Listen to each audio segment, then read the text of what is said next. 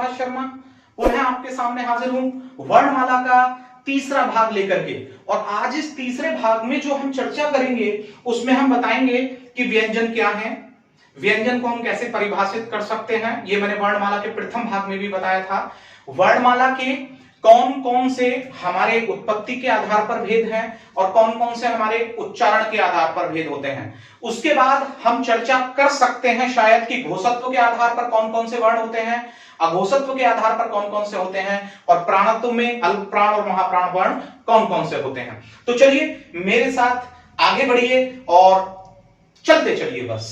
तो देखिए आज हम आपको बता रहे हैं वर्णमाला व्यंजन भेद। तो मैंने प्रथम भाग में बताया था कि व्यंजन वर्णमाला का वह वर्ण होता है जो स्वयं में स्वतंत्र नहीं होता है, अर्थात अस्वतंत्र होता है, यानी कि जिसके उच्चारण करने के लिए किसी न किसी स्वर वर्ण की आवश्यकता होती है और वह 99% होता है ए। ठीक है, तो अब यहां पर बात आती है कि जो वर्णमाला है उसमें कौन कौन से हमारे उत्पत्ति के आधार पर वर्ण होते हैं। तो देखिए सबसे पहला होता है हमारा स्पर्शी व्यंजन, नंबर 2 होता है अंतःस्थ व्यंजन, नंबर 3 ऊष्म, नंबर 4 संयुक्त, फिर आगत ध्वनियां और इसके बाद भी बहुत सारे। लेकिन हम पहले बताते हैं कि वर्णमाला में आपने देखा होगा कि जब हमारी वर्णमाला को बताया जाता है, तो मैं इन सबको शुरू करने से पहले आपको बता दूं कि वहां पर बताया जाता है कि वर्णमाला में जो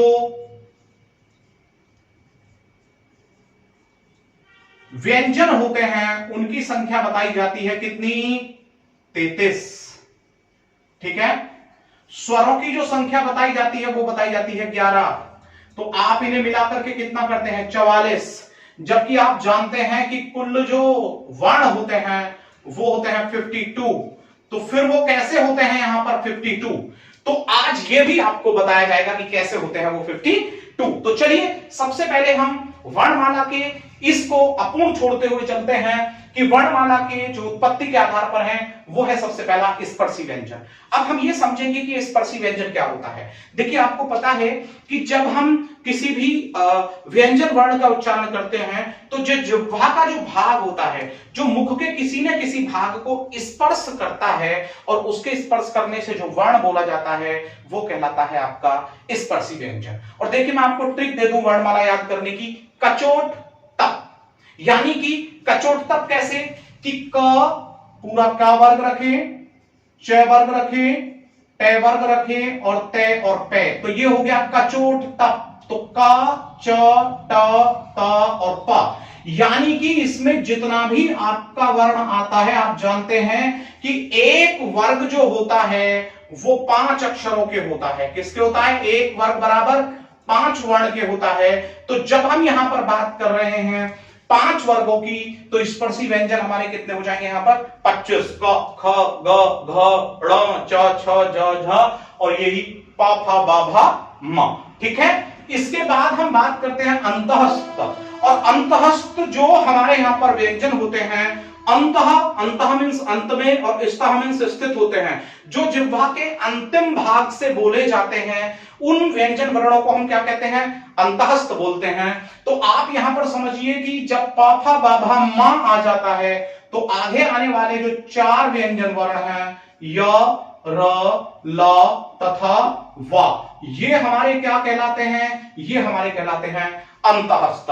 अब जब हम यहां से आगे की बात करते हैं तो हमारे ऊष्म व्यंजन आते हैं और बात करते हैं कि ऊष्म व्यंजन क्या है।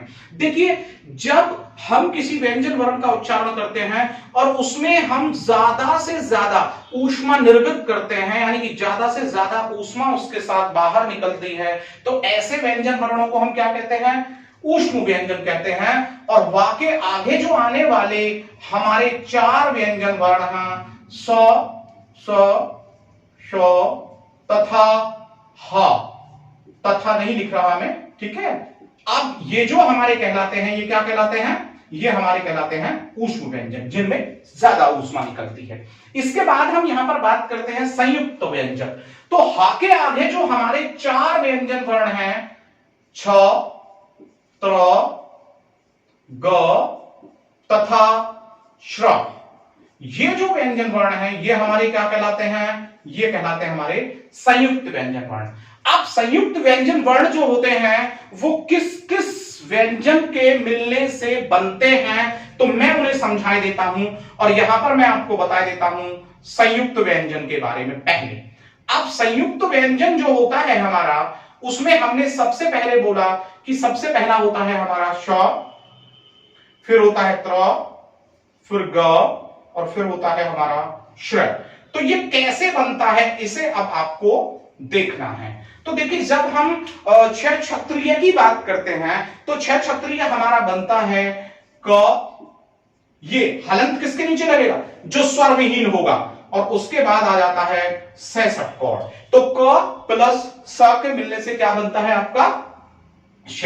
अब त्रय की बात करते हैं तो त अर्ध तय लेते हैं और यहां पर क्या ले लेते हैं, रि ले लेते हैं, तो तय धन रे बराबर त्र बन जाता है। और जब हम गे ज्ञानी की बात करते हैं तो जय जहाज और प्लस में य, तो यहां पर ज और य यानी कि जो अणा आता है उसको मिलाने से क्या बनाते हैं आप, गे ज्ञानी। अब हम बात करते हैं श्रय की, तो यहां पर शय सलजम वाला अर्ध ले लेते हैं और फिर क्या ले लेते हैं, रे ले लेते हैं, और इससे हमारे सभी क्या बन जाते हैं, संयुक्त व्यंजन बन जाते हैं। आपसे ये जो प्रश्न है ये यूपीएसआई की जो आगामी परीक्षा है, जीडी की जो परीक्षा है, उसमें ये पूछा जा सकता है, तो मैं समझता हूं कि आप इनको समझ होंगे। चलिए हम पुनः वहीं चलते हैं।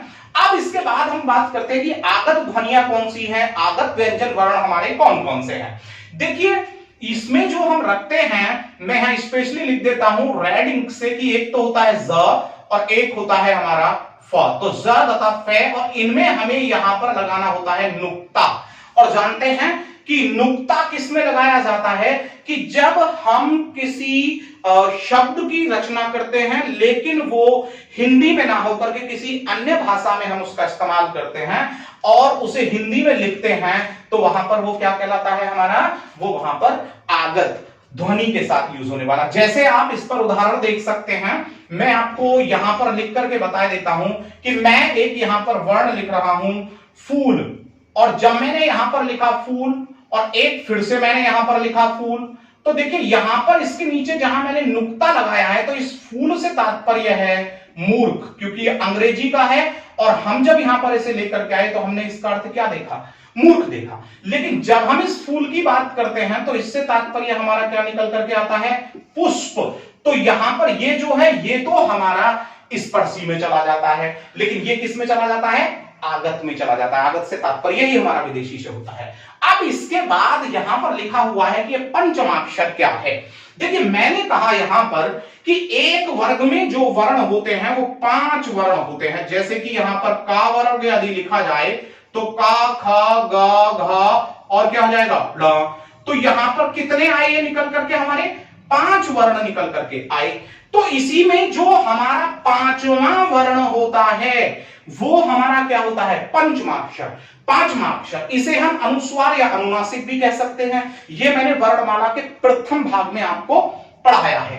अब ये पंचमाक्षर जो हमारे होते हैं वो कौन कौन से होते हैं उन्हें आप समझिए। ये पंचमाक्षर होता है हमारा यहां पर ण, इसके बाद जब हम यहां पर बात करते हैं तो ये हमारा यहां पर होता है न, फिर हमारा होता है कारण वाला ण, फिर हमारा होता है न और तथा म। यहां तथा मैं लिख देता हूं।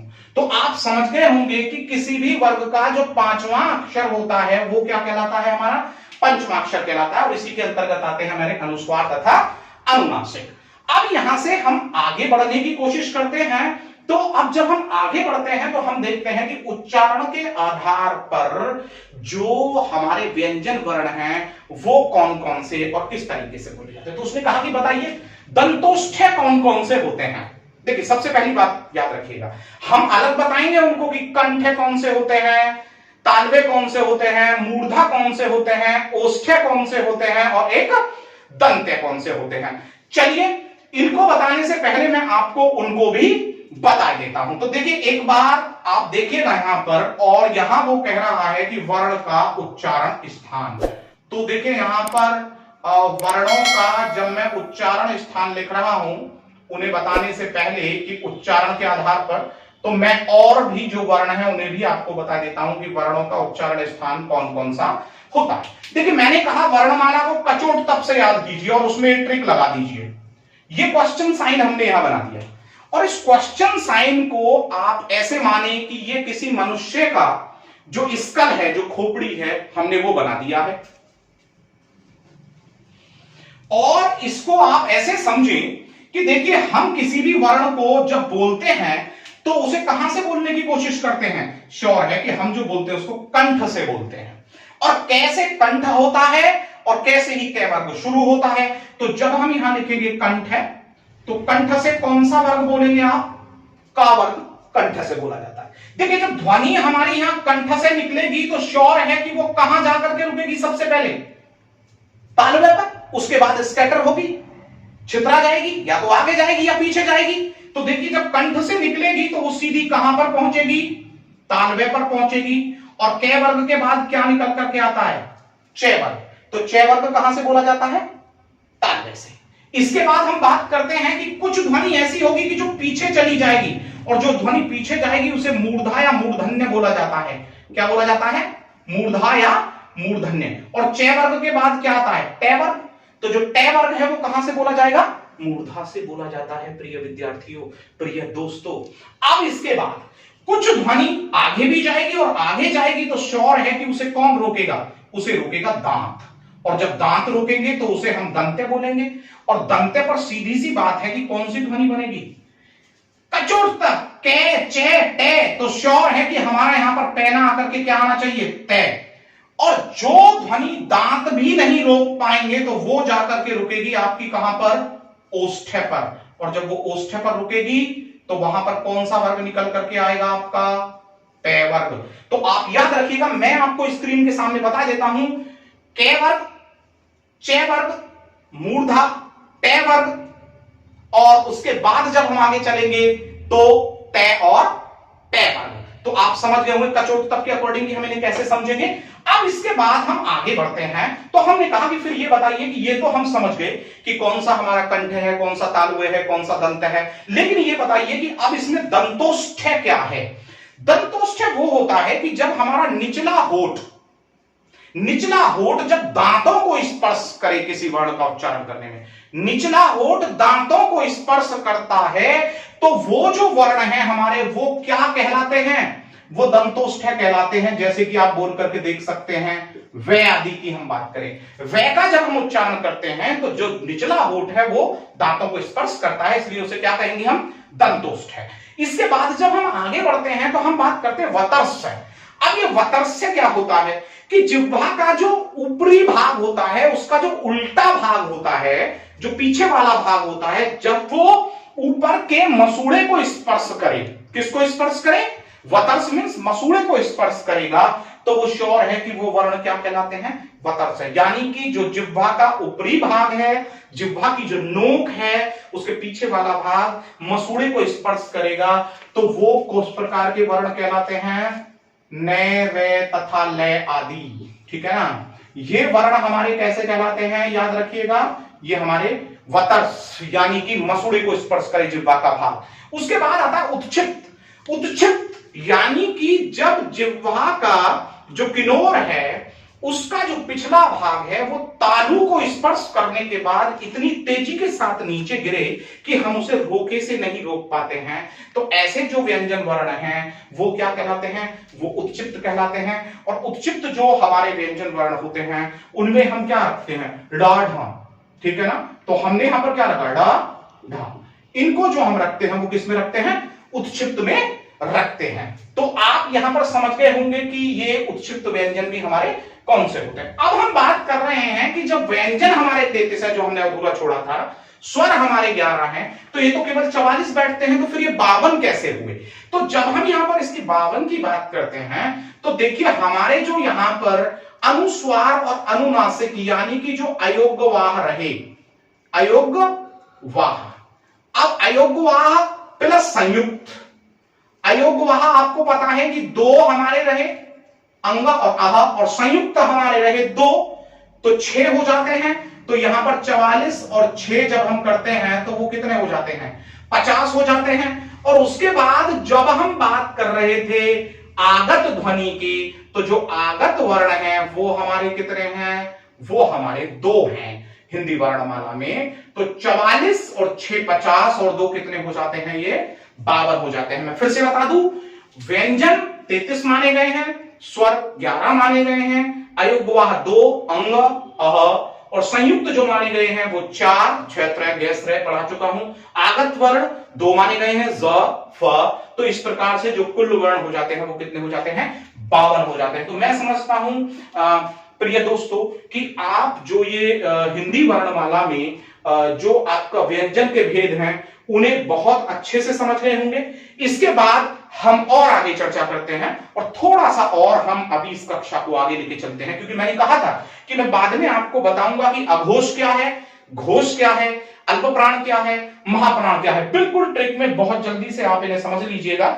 और मैं इसके लिए यहां पर थोड़ा सा क्या करता हूं कि मैं यहां पर इसको थोड़ा सा हटाए देता हूं, और हटाने के लिए मैं देखता हूं कि मुझे क्या करना है, तो मैं इसे यहां से हटा देता हूं, ठीक है। और देखिए यहां पर जब मैं बात कर रहा हूं कि भाई अघोष क्या है, देखिए यहां पर बोल रहे हैं घोषत्व के आधार पर। किसके आधार पर, घोषत्व के आधार पर।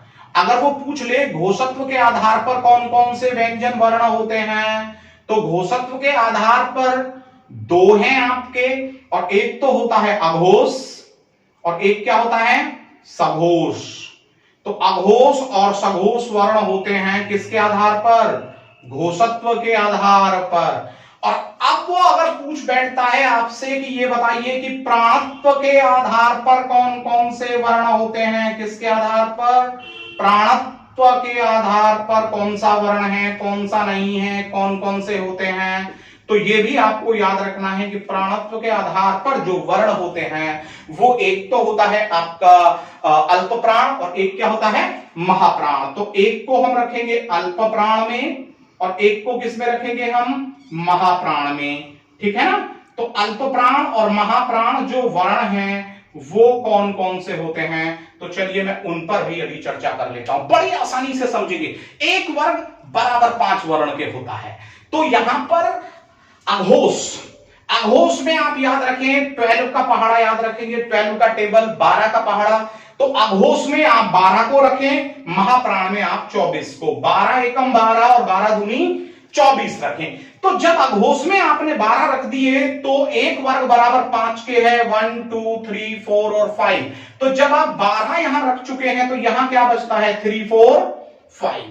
तो श्योर है कि जो सघोष होते हैं, जो गर्जन करने वाले वर्ण होते हैं, वो कौन कौन से होते हैं, तीसरा, चौथा और पांचवा। जबकि अघोष जिनमें गर्जन नहीं होता है, अघोष मींस जिनमें गर्जन नहीं होता, वे वर्ण होते हैं पहला और दूसरा। अब हमें पता है कि महाप्राण दूसरा और चौथा वर्ण होते हैं। महाप्राण कौन कौन से होते हैं, दूसरा और चौथा। तो श्योर है कि हमारे पास जो बढ़ते हैं वो कौन कौन सा, पहला, तीसरा और पांचवा। तो जो 135 है यानी कि पहला, तीसरा और पांचवा वर्ण वो कहलाएगा अल्प प्राण, यानी कि जिन वर्णों के उच्चारण में प्राण वायु कम निकलती है वो अल्प प्राण यानी कि पहला, तीसरा और पांचवा।